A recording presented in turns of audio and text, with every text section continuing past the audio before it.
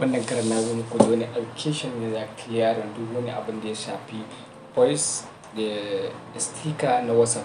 Da yawa lokaci kana tara voice irin cima space ko kuma alal misali kamar sticker ko kuma wasu hotunan da bai gashi. To wannan application zai taimaka maka sosai yadda za ka kuke ina abubuwan gaba daya.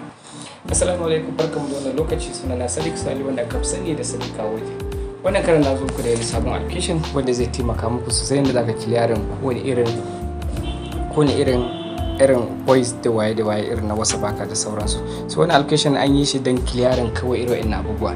Idan kana da WhatsApp kawai za ka shiga kowanne kamar yadda ganshi ga sticker, ga hoto, ga voice kuma a ce ga video empty sada misali banda video na a cikin WhatsApp wanda aka tura mu jiya ana tura mu wasu video haka irin sauransu ne banda ko daya ga a ce audio empty duk abin da ya shafi ga kuma ga gidi ga document ga wasu abubuwa ma wanda ma baka san su ba ga database su ma duka ga profile irin hotunan da kake yawan ciccin zawa duk wanda kake son zaka iya goge shi. Al misali yanzu kamar a ce ni na so in goge voice da nake yawan yi a group da waye duk wannan kawai zaka danna nan kawai zaka yi makin ga sticker. Ni ba mutum mai yawan amfani da sticker bane, bana ma amfani da sticker a WhatsApp gaba daya. So zaka yi makin akan shi sai kai makin wanda kake so kawai sai ka danna inda aka ce gashi nan clearing your selected data, zaka danna shi kai tsaye sai ka danna yes, da gan shi za su gugu gaba daya. Zaka gashi nan zagan sun fita gaba daya.